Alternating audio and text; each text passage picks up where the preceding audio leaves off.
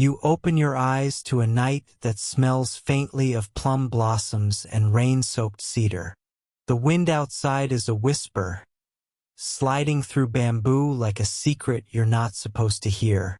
A paper lantern swings gently overhead, its glow soft and golden, the way moonlight looks when it borrows the color of honey.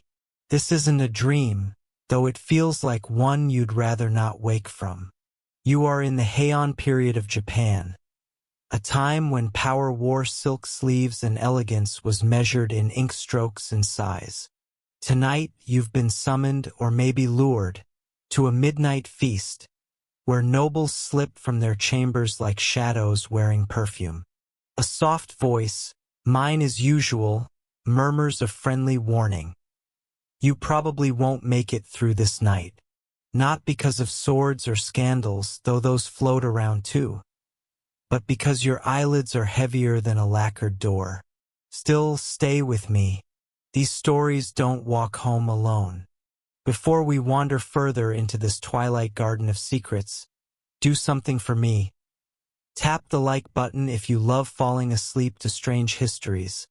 Subscribe if you'd rather hear whispered tales than loud clickbait. And, because we're all a little nosy, tell me in the comments where you're listening from and what time the moon rises in your corner of the world. Now, loosen your thoughts like the knots in an obi sash. Let's slip into the silken dark together. The corridor stretches before you, a ribbon of polished cypress lit by the glow of hidden lamps. Outside, the garden hums with the low buzz of summer insects, punctuated by the occasional plop of a koi fish in a still pond. The smell of incense drifts by. Aloes wood, the kind burned by those who believe scent can make you more interesting than your diary suggests. From the shadows ahead comes the faint tinkle of bells, the swish of silk brushing against silk. A procession of women appears, moving like an unfolding scroll. Sleeves trailing, hair so long it pools like ink at their heels. They are carrying trays so delicate the moonlight seems afraid to touch them. Each tray holds something. Tiny porcelain bowls with morsels arranged in ways that could make a starving poet cry. Your guide, if you can call him that, because all he does is smile and tilt his head toward dim corners, leans close and whispers. Tonight, the nobles dine not to feed hunger, but to feed conversation. A single slice of melon may spark an argument. A sprig of salted fern could inspire a poem that survives a dynasty. One historical truth, tucked quietly here. In Heian, Japan, banquets were less about gorging and more about grace. Men wrote verses between courses. Women judged worth by wit, not wealth. A noble who ate too much was a scandal. A noble who spoke too little was worse. But then, there's an odd tidbit for you. Some hosts perfumed not just the room but the sleeves of every guest, so that when they raised their arms to write poems, the fragrance would float like incense over the ink. Historians, who are rarely perfumed, still argue whether this was aesthetic genius or just another excuse for nobles to outdo each other. You pause at the threshold of the great hall. Screens painted with cranes and cloud scrolls slide open with a sigh.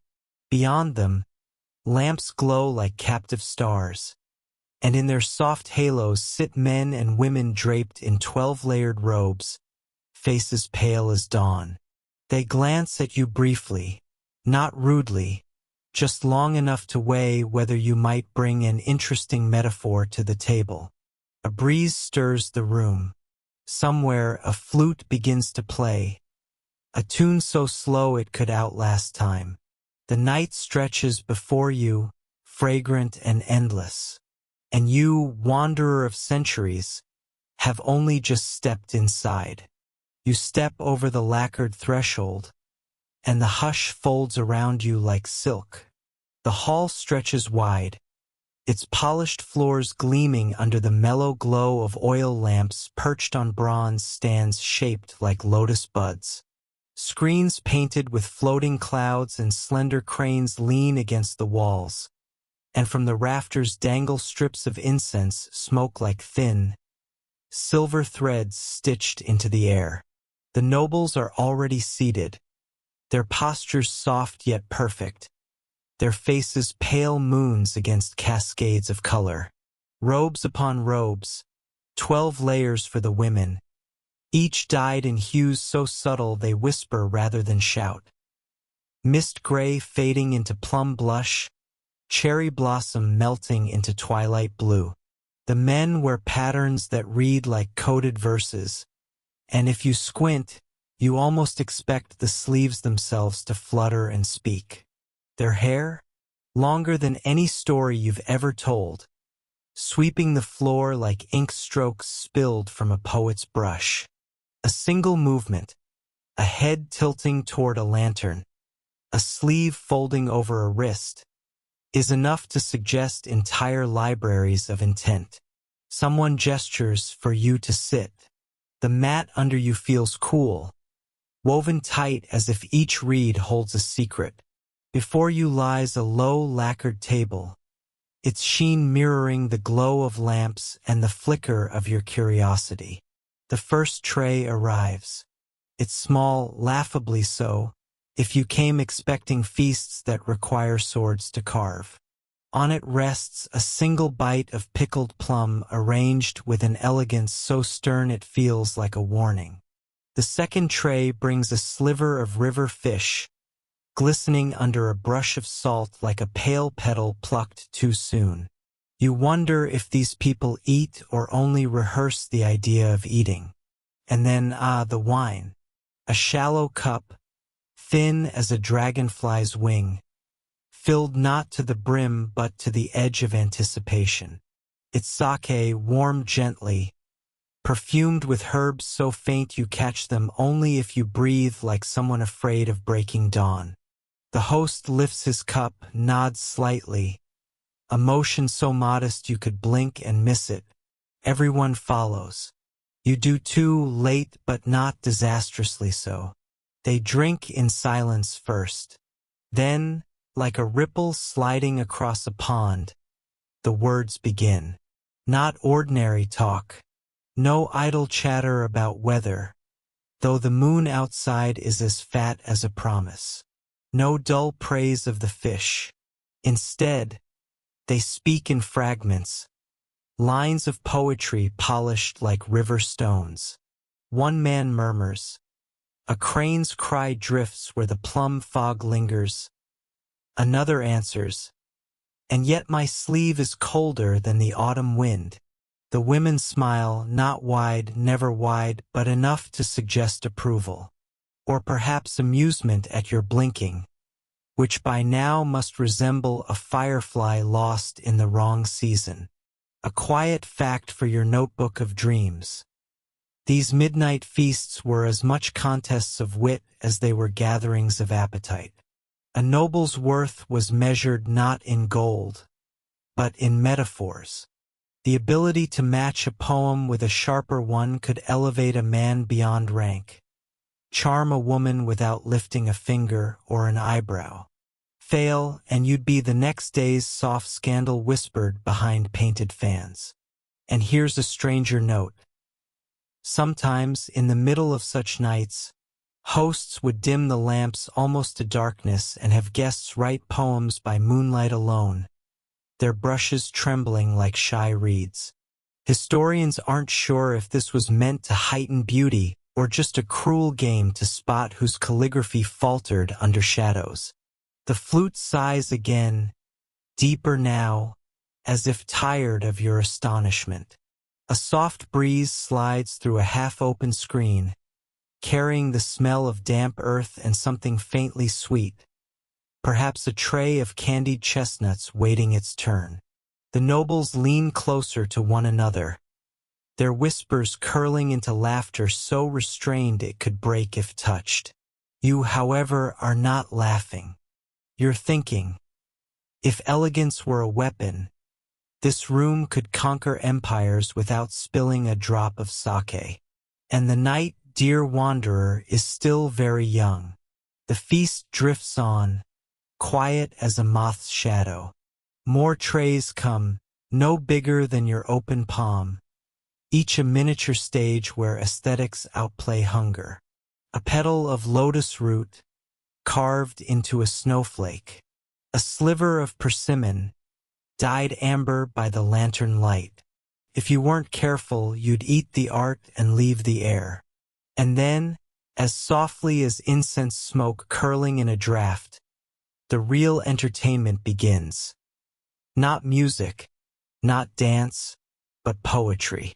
A lacquer box slides open with the grace of a whisper. Inside lies a fan, white as winter breath, waiting for the first stroke of ink.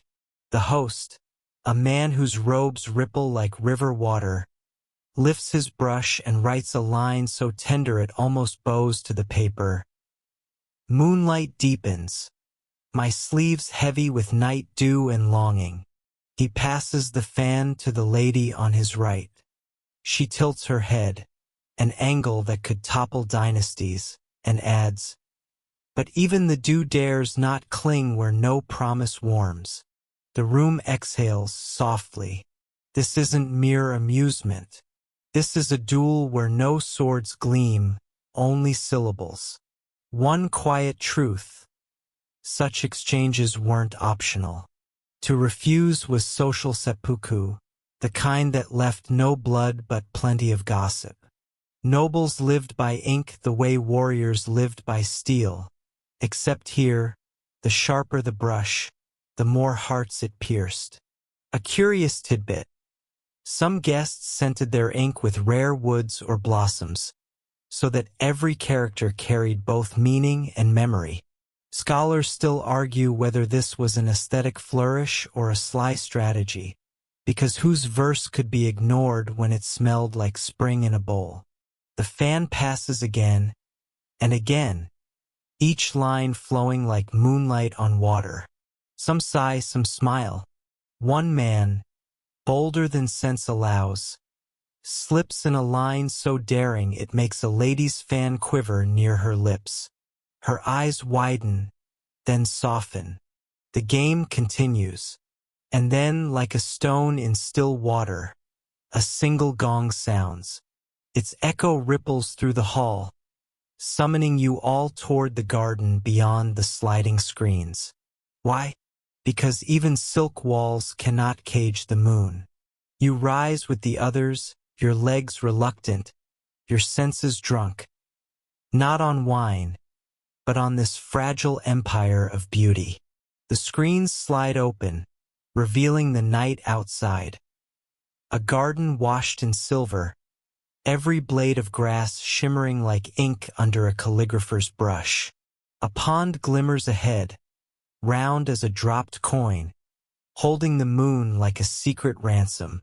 And there, beneath a cherry tree whose blossoms scatter like pale confetti, a low platform waits, draped in brocade. Cushions lie in patient rows. The midnight feast, it seems, is only the preface. The real tale unfolds under open skies, where poets wager with words and love hides in metaphors. You follow, your sandals sighing over the polished boards, and wonder, not for the first time, how a night so hushed can hold so many storms. The garden breathes like a living scroll. Every detail seems brushed onto silk by an unseen hand.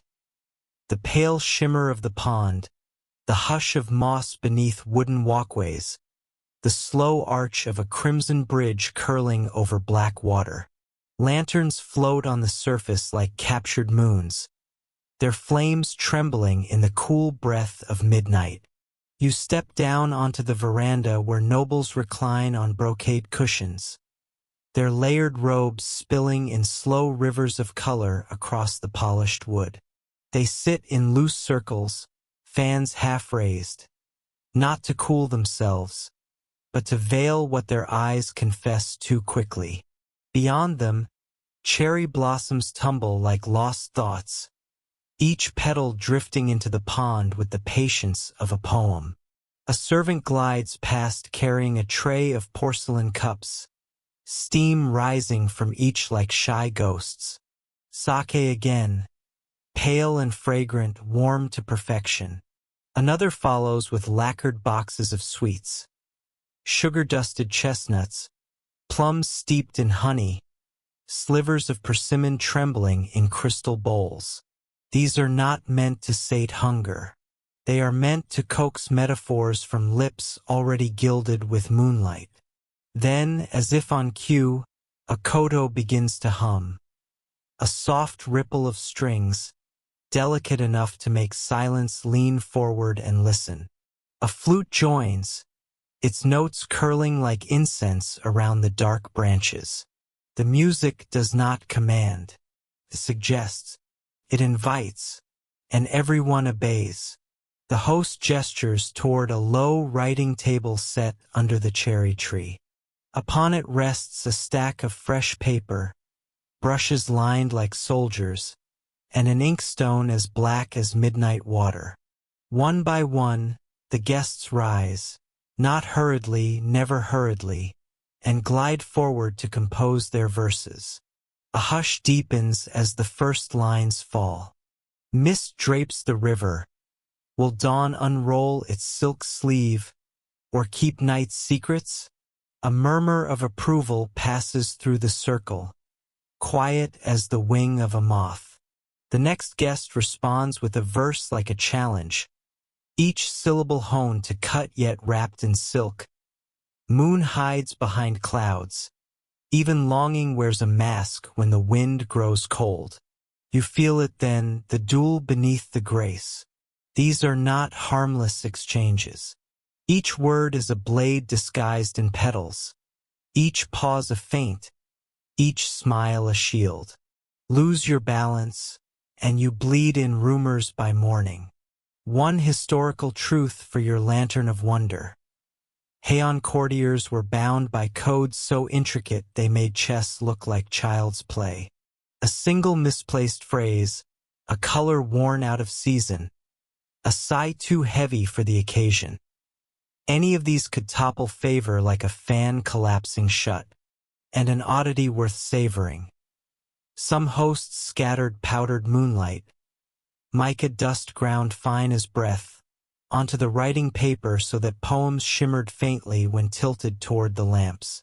Whether this was beauty or vanity, historians still bicker, though they deny doing so over sake cups. The verses continue, soft as moth wings, sharp as frost. The cherry blossoms keep falling, the lantern flames keep trembling, and above it all hangs the moon, patient and amused, as if wondering which line will dare catch its light best. You lean back against a cedar post, the sake warming your veins, and think, not for the first time, that beauty, when sharpened by silence, can cut deeper than steel. And the night, dear wanderer, is only at its middle. The garden's hush is not as innocent as it seems. Beneath the koto's trembling notes and the perfumed whispers, something sharper slides between syllables. Words here are weapons, sheathed in silk, sweetened with ink, yet as keen as a blade drawn in moonlight. You notice it when a nobleman, face pale as a rice petal, leans forward to recite his verse. His voice drips grace, but the words, they slice. Though frost veils the pine, some roots drink from warmer streams, even winter burns. The circle stirs, almost imperceptibly. Fans flutter like startled butterflies, hiding smiles too dangerous for lamplight. Across from him, a lady's eyes lower, lashes trembling.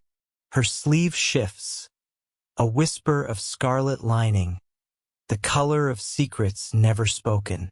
Then her brush moves. Her reply falls like a snowflake with fire hidden in its core. Beneath autumn's mask, spring waits with perfumed patience, but masks love their lies. A breathless pause, then laughter ripples, thin, airy, like porcelain tapped with a fingernail. It isn't mirth, it's relief, balance restored. For now, one truth scholars swear by, courtly love in Heian Japan was rarely loud. It moved through poetry, hidden as moonlight in a shadowed pool. Lovers traded verses the way conspirators trade keys. A single misplaced word could ignite rumors hotter than summer wind. And here's a strange embellishment. Nobles sometimes scented not only their robes but their letters with rare incense. Aloeswood, clove, or plum blossom, so the fragrance lingered like a ghost on the page. Some letters survive still, faint traces of scent haunting their fibers like whispers across 1,000 years. Historians, of course, debate which perfumes implied desire and which meant disdain. But then, historians rarely have the right nose for such matters. The night deepens.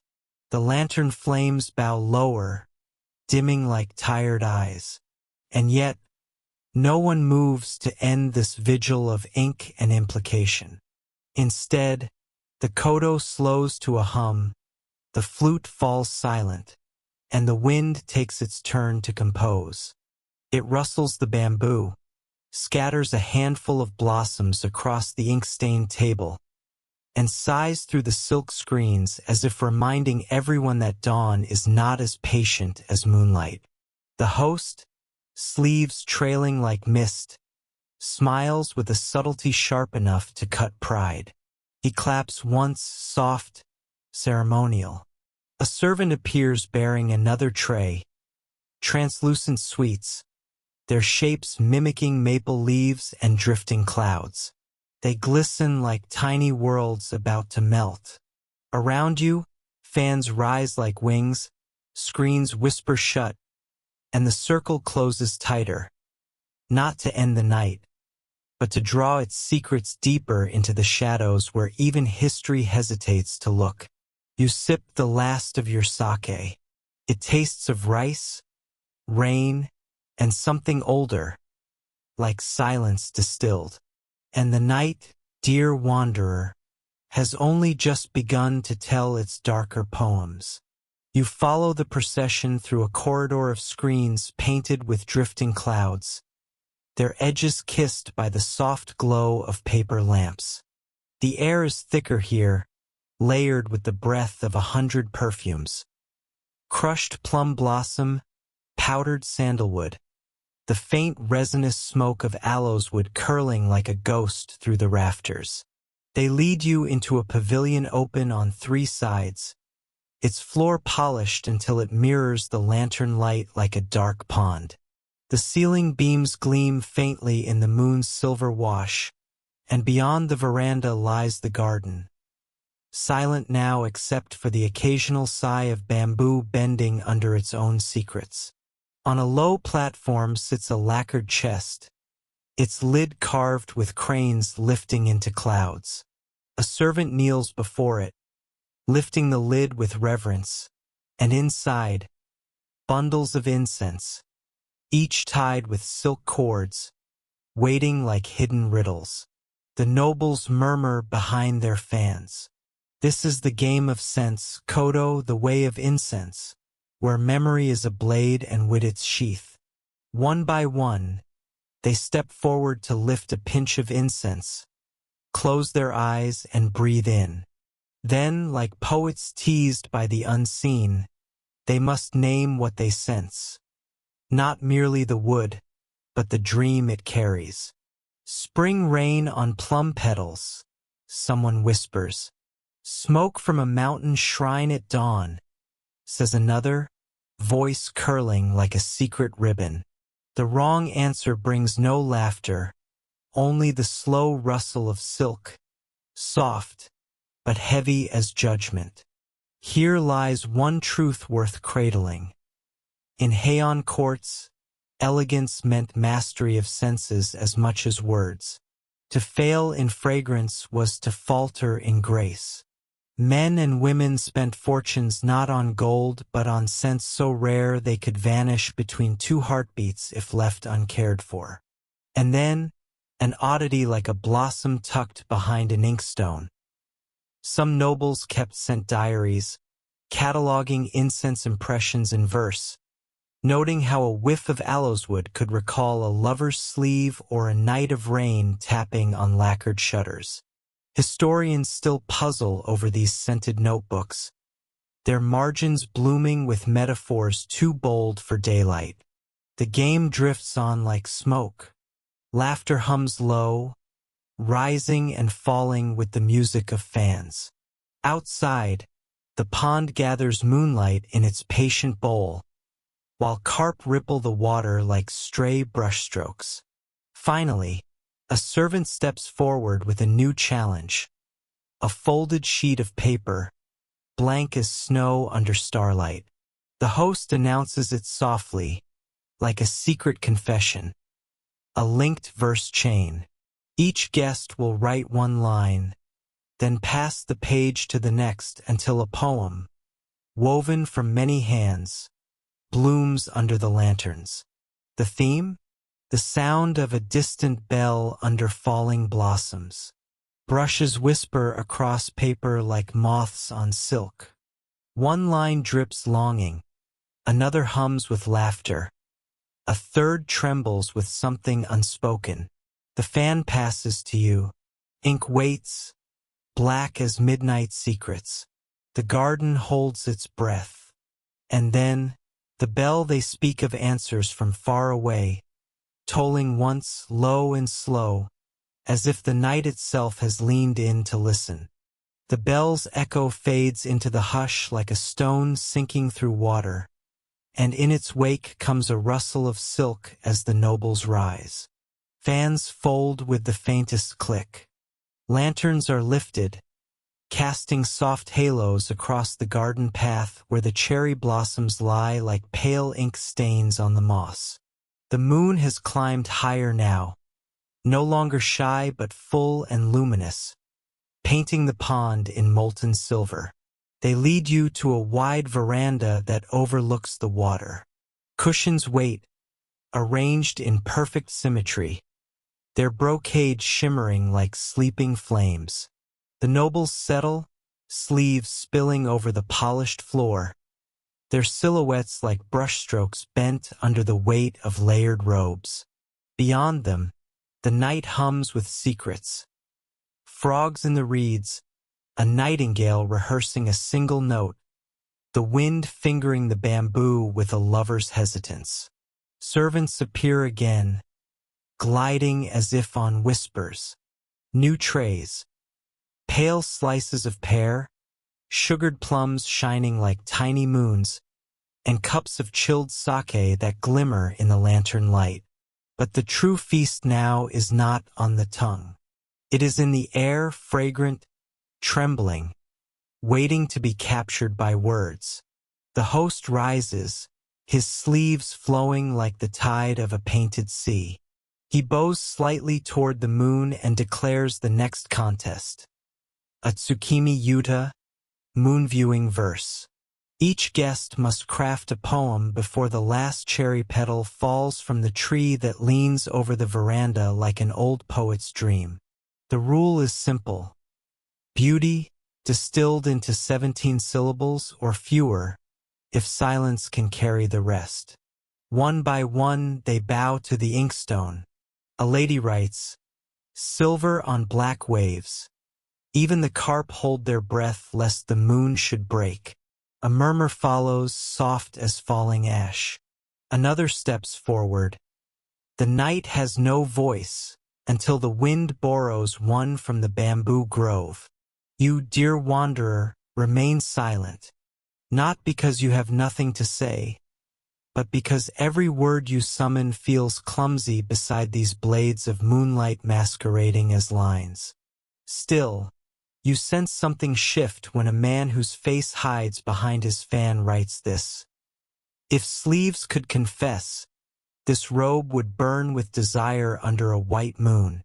The ink barely dries before the circle exhales. A sound half gasp, half laughter. Fans rise like startled wings, and glances dart like minnows beneath calm water. The lady 2 seats away lowers her eyes, her lips curving like a secret about to bloom. It is not scandal yet, but it dances near the edge, and everyone feels the wind lean in. One truth scholars whisper like contraband. Affairs in Heian courts rarely unfolded in daylight. They crept between folds of brocade, bloomed in ink, and slipped into the crevices of poems shared under lantern light. A single verse could bind 2 souls, or sever them before a second moonrise. An odd note for you.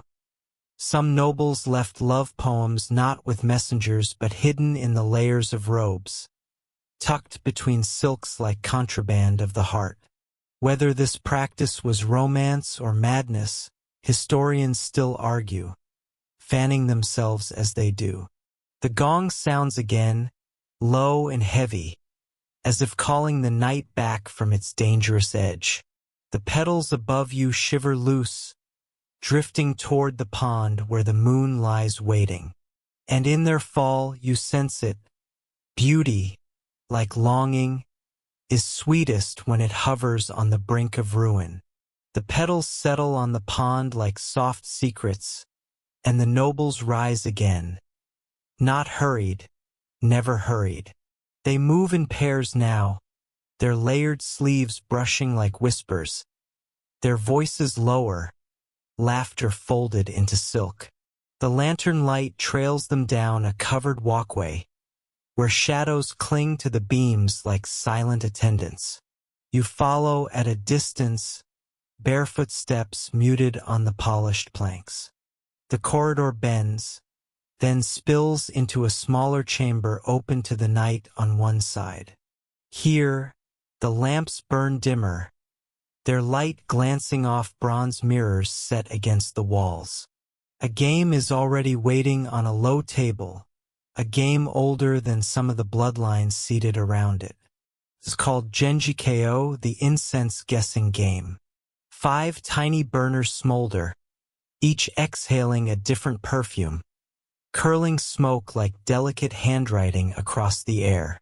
The goal, to name the sequence of scents, a test of memory and refinement so merciless it can unmask even the proudest aristocrat. Paper slips lie ready for guesses. Brushes glisten with fresh ink. And around the table, faces tilt toward the smoke as if leaning into a lover's breath. One truth worth your ink. These games weren't merely amusement. They were examinations in elegance. Fail, and your name might ripple through the next morning's gossip like a stain spreading through silk. Here's a stranger curiosity. Some nobles believed a perfectly composed scent could steady the heart and still unruly thoughts. A few, less pious, mixed rare powders said to stir longing, not unlike those who spike their verses with daring metaphors. Historians blush to confirm whether these claims were true, though diaries breathe hints through perfumed margins. You watch as the first noblewoman raises the lid of a burner, her hair sliding forward like a dark waterfall. She inhales, lids lowering, then writes a symbol, quick, sure, as though the smoke itself whispered the answer. Others follow, fans fluttering, sleeves rustling like leaves caught in a conspiratorial wind. And then the whispers begin. Not guesses, but fragments of poems scattered under breaths. Ash of forgotten pines, and yet my sleeve remembers where your shadow slept. A ripple shivers across the group, subtle as moonlight bending on water. A man laughs, soft, velvet-edged, as though the verse brushed too close to his own memory. The woman does not look at him, but her brush pauses an instant too long before her next stroke. Outside, the night has grown heavier, thick with the musk of incense and unseen desire. The pond holds its borrowed moon. The garden stands silent like a painted screen, and overhead the stars blink, curious, complicit. The gong has not sounded yet, which means the game, both of smoke and of hearts, is far from over. The incense smoke coils upward like slow water, and for a moment the chamber feels less like a room than a cloud drifting between worlds. Laughter flickers again, quiet as a match struck under brocade, and you sense it, that sharp, invisible thread pulling tighter among these robed constellations of silk and shadow. The game of sense has ended, but the real game, oh, that one is just beginning. A servant brings fresh paper, pale as first frost, and lays it on the lacquered table. The next challenge, an exchange of linked verses, a renga, weaving many voices into one chain of thought. The theme, chosen by the host with a smile so smooth it might conceal knives. Where the bell of midnight hides its echo, brushes whisper, ink pools like black mirrors, and the first line falls like a bead of water on still bamboo. A bell sighs and fades. The night folds its quiet sleeve over restless hearts. The paper passes, sleeves sliding, perfumes mingling like murmurs in a dream. Each guest bends low to add a verse, some leaning into moonlight spilling through the open screen, others hiding their eyes behind the fall of hair that glimmers like wet ink. Then it comes, a line that freezes the smoke mid-spiral, that makes fans lift with sudden grace to hide what mouths cannot. Even the bell weeps, for one who walks in the dark to a forbidden door. The brush stops. A pulse of silence moves through the chamber, soft but unmissable. A glance, brief, bright, and dangerous, sparks between two guests across the table. You see it. So does everyone else, though their faces remain carved from serenity, their fans little masks of painted clouds. One truth for your pocket of wonders. These gatherings, bound by elegance, were jungles in silk disguise. Alliances bloomed in half a verse. Rivalries sharpened like blades between brushstrokes. A single misstep, a metaphor too daring, a tone too raw, could tilt a life into ruin. And then, a curiosity scholars still savor like secret wine. In some cases, lovers carved verses into fans and exchanged them under the cover of games like these, turning play into peril with a flick of a wrist. Many such fans survive in museums today, though curators rarely confess which lines burned hotter than their ink revealed. The scroll completes its chain at last, passed with hands that tremble slightly more than etiquette permits. It reads like a tapestry stitched from silk threads. Moonlight, moss, bells, and something darker stitched between the seams. The host smiles again, eyes lidded, as if hearing a melody others miss. And then, at last, the gong speaks, low and lingering, its tones sliding like honey down the spine of the night. The hour tilts toward secrets. The feast, it seems, has only changed its mask. The gong fades like the last petal falling from a branch, and with it, the chamber exhales. Fans snap shut with the sound of polite endings, though nothing has truly ended. Not the glances sliding like ink, nor the words curling like smoke in the corners of this fragrant night. The nobles rise in a ripple of color, their layered robes sighing against the floor. They move not in haste but in currents, soft eddies of silk drifting toward the open veranda, where the moon waits like an obedient servant of beauty. Lanterns are lifted again, their flames bowing to the breeze as shadows unfurl across the cedar planks.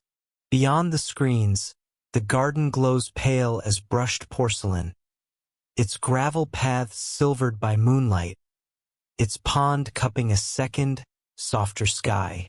You follow as they spill onto the veranda, cushions already arranged in pairs along the edge where the night air flows like cool sake. Servants glide in silence, refilling cups that gleam under the lanterns, offering trays of sweets that look like frozen fragments of dawn. Rice cakes veined with bean paste, candied chestnuts shaped like autumn rain, crystal bowls of plums steeped in honey. No one eats quickly. Each morsel is a metaphor waiting for a mouth. A koto hums again, its strings plucked with fingers so deft they could weave the wind. Somewhere deeper in the garden, a shakuhachi answers, its notes like fog curling along unseen paths. The music does not command attention. It dissolves it, slipping through thought like ink bleeding on wet paper. The host, robes shimmering like pale water, lifts his sleeve with studied grace and speaks of the final amusement, a contest of memory and scent. The incense burners return, this time masked in silken covers embroidered with wisteria blooms. Guests will identify the fragrance, then craft a verse linking the scent to something seen or felt this night. It is not a challenge of knowledge but of imagination. And in this court, imagination is a currency sharper than gold. One truth your weary mind should cradle. The Heian court believed refinement was a fortress, guarded not by spears but by subtleties. A man who could summon worlds from a wisp of smoke was more feared, more desired, than one who could cleave bodies with steel. And perhaps, if you lean close enough to history, you can still hear its walls hum with poems instead of war cries. A peculiar aside, records hint that some guests cheated, not by sniffing twice, but by composing verses too perfect too quickly, suggesting they prepared lines before the game began. Historians still debate whether this was cunning or merely foresight rewarded. No one, it seems, argues that vanity wrote the boldest lines. The game flows like mist across the hour.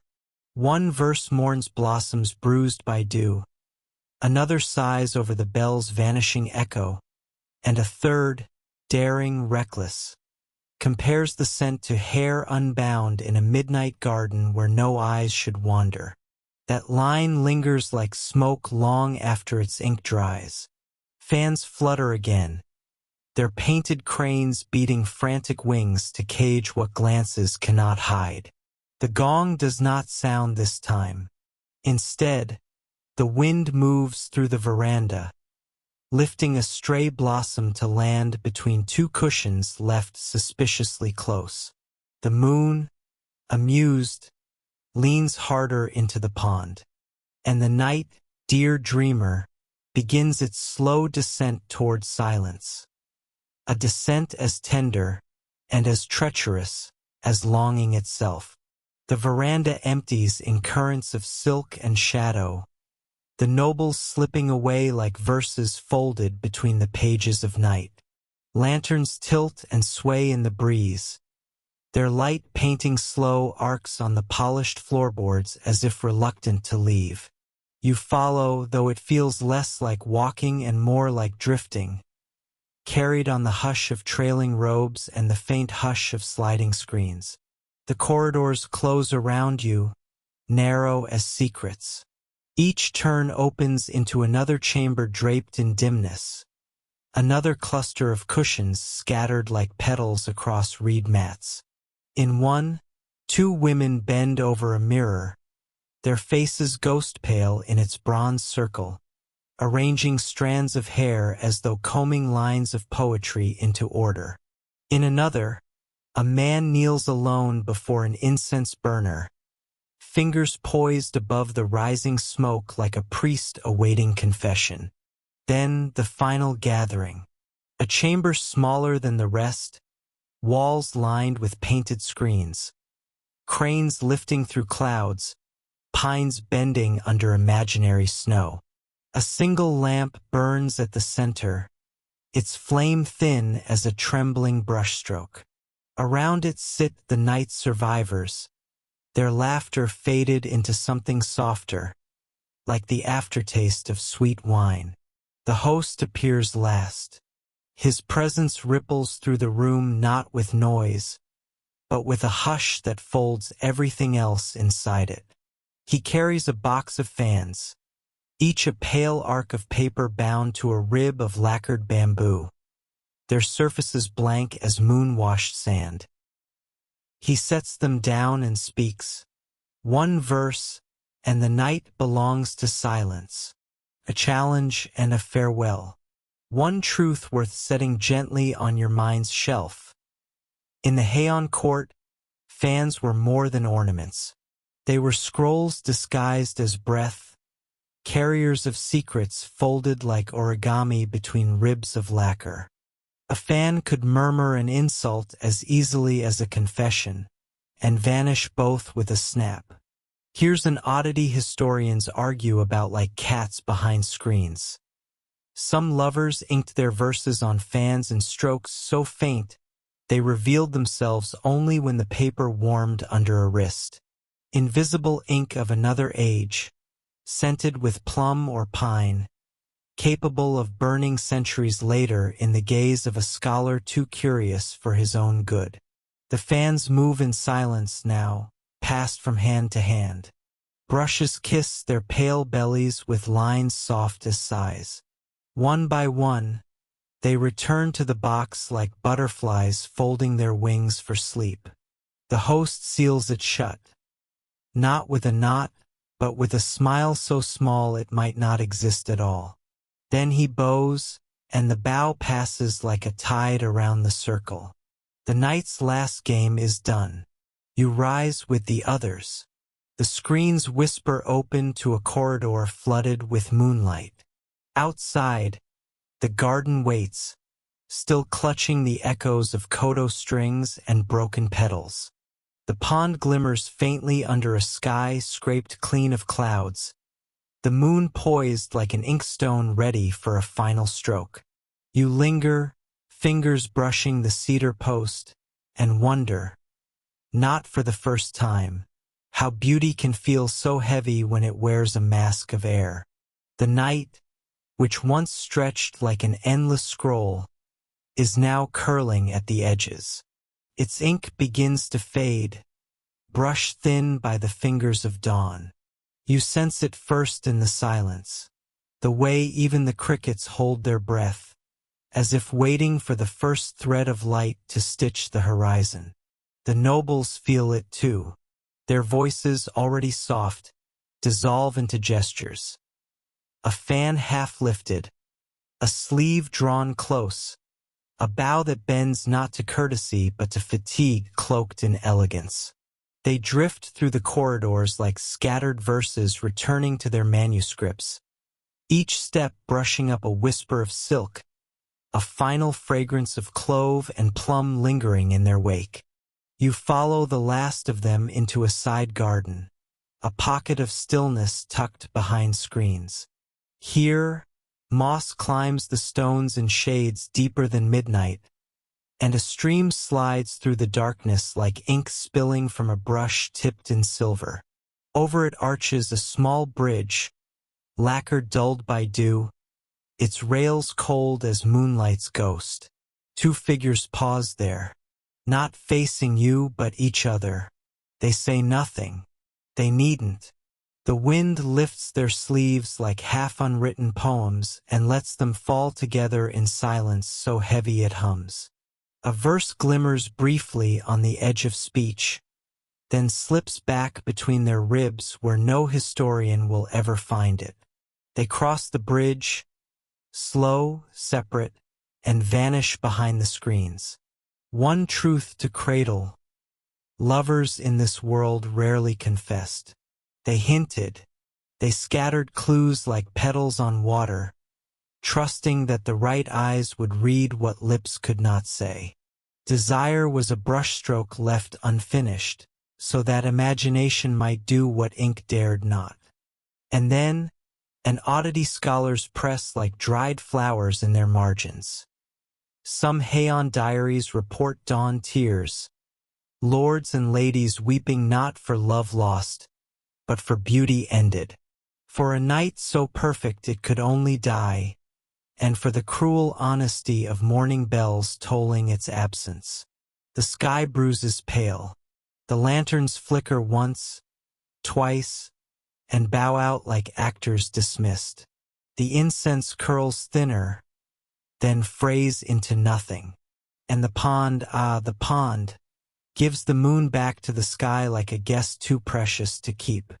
Shadows retreat from the veranda's polished boards, their black ink diluted into gray. Soon the bells will speak. Soon the city will stir with voices rougher than these, with feet heavier than silk, with needs too loud for poetry to hush. But for now the garden holds its breath, and so do you. The first bell does not strike so much as sigh. Its note drifts across the roofs like a pale ribbon, unraveling the night's last knots. One, then another, a slow count of inevitabilities, each chime rinsing a little more silver from the garden. Dawn is no longer a rumor. It presses gently at the screens, fingering their painted clouds with strokes of soft pearl. Inside the chamber, the nobles move as if choreographed by silence. Fans close with the soft talk of bamboo ribs, sleeves ripple like surrendered waves, and laughter thin, like smoke spent from an incense stick, vanishes into the eaves. A servant kneels to gather cushions, his motions bowed under centuries of unspoken etiquette. The host stands last, a silhouette stitched from moonlight and ink. He inclines his head, no deeper than a breath, yet the gesture ripples through the room like a pebble dropped into still water. Around him, the company bends in answer, bows folding like petals closing against the day. The box of fans is lifted away, sealed as if with an oath, and carried through a door that will not open again until the next night needs beauty more than sleep. You follow them down the corridor, where dawn leaks in like watered ink. Shadows stretch and thin, losing their sharpness as though embarrassed by their former grace. The air cools. The perfumes that clung like whispers grow faint, retreating into the folds of layered robes now trailing toward departure. One truth, simple and severe. In this world, elegance was armor, and the night was its battlefield. No wars were fought here, none with steel at least, but reputations fell like blossoms, silently and beyond repair.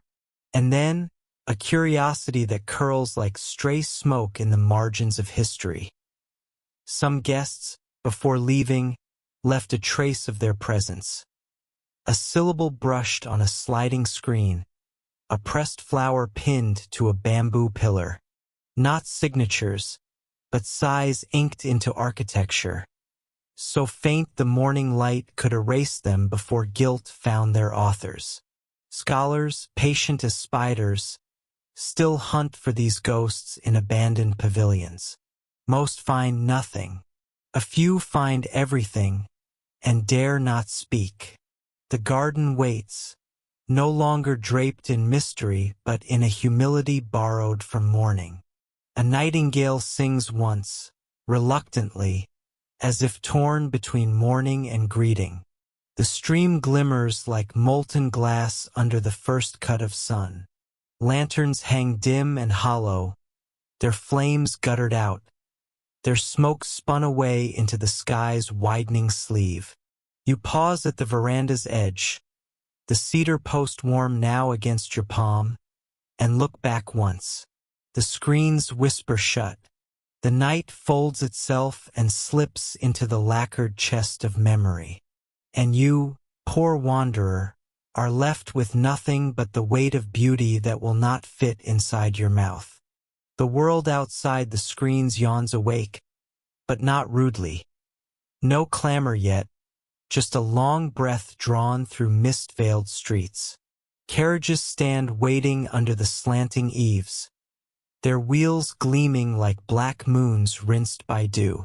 Oxen shift slowly in their traces, bells tinkling faint and thin, as if shy of breaking the spell that clings like the last thread of incense in the folds of your sleeve. The nobles descend one by one, a painted scroll rolling toward its end. Robes sweep across the gravel, layering pale prints that the sun will soon erase. Servants stoop under lacquered chests and silk cushions, their silhouettes stoic as brushstrokes.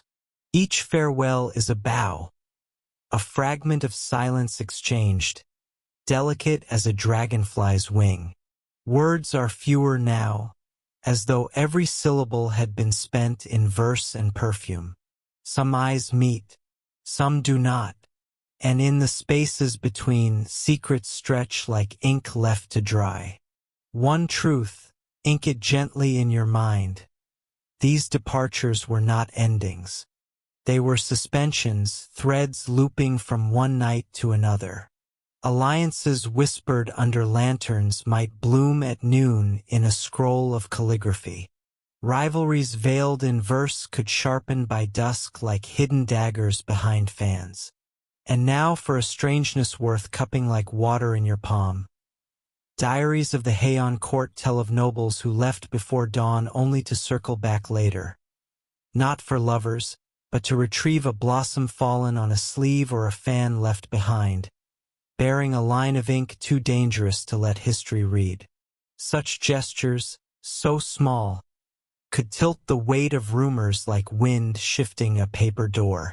The first carriage rolls forward with the soft groan of wood, vanishing into a street brushed with gray mist. Another follows, and another.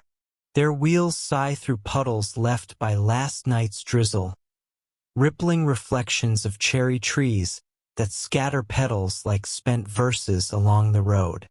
Soon the pavilions crouch empty, lanterns dim as hollow shells, the garden holding only the echo of silk and the memory of sandalwood curled invisible in the air. You linger by the pond, its surface now stirred by a dragonfly skimming like a restless thought.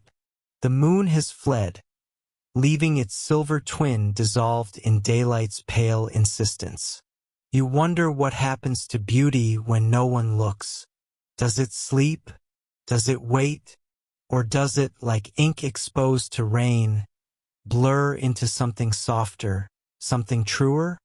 The bell speaks again. 3 strokes now, solemn as folded robes. Its tone slides over rooftops, through bamboo groves, and into your bones, where it rings like the last truth the night refused to tell. And you know this is not the end. It is the trace left behind, the scent that lingers after the sleeve has gone, the faint shimmer of mica on paper where poems once breathed. The road empties. The pavilions stand hollow, like shells abandoned by tides.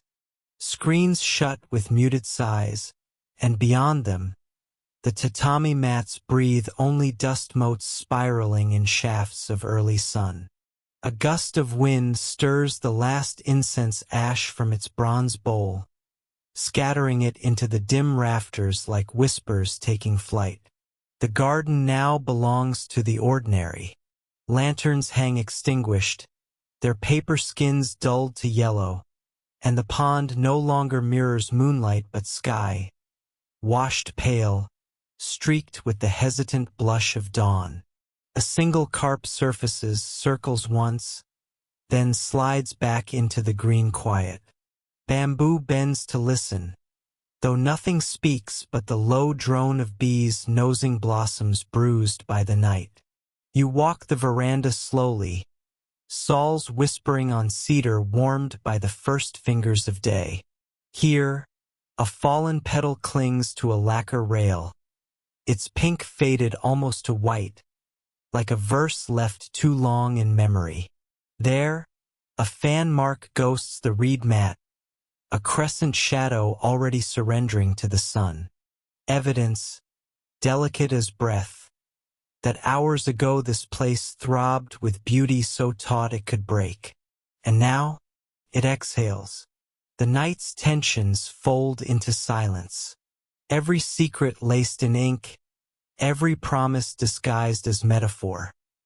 All of it dissolves like salt in a trickle of rain.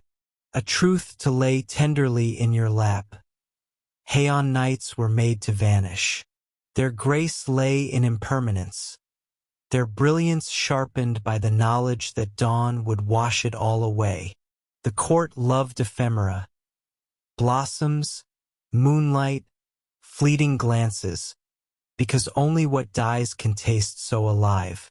The poets said so, and perhaps they were right, an oddity for the scholars with dust in their throats. Some hosts sprinkled mica powder on scrolls and robes, so that even in dim corridors they shimmered like captive stars. By morning, the glitter dulled, flaked, and fell away, leaving nothing but blankness, a metaphor, or maybe a mercy. You step beyond the veranda into the garden's thinning hush. Mist threads through the pines, braiding itself with sunlight. Somewhere in the east, a temple bell rolls another note across the sleeping city, deeper now, anchoring the day that drifts toward you like a boat unmoored. You pause at the edge of the pond. Lean close. The water wears no moon, no stars, only a pale reflection of your own face softened by ripples. The wind leans against your sleeve, then moves on, carrying with it the ghosts of plum and clove.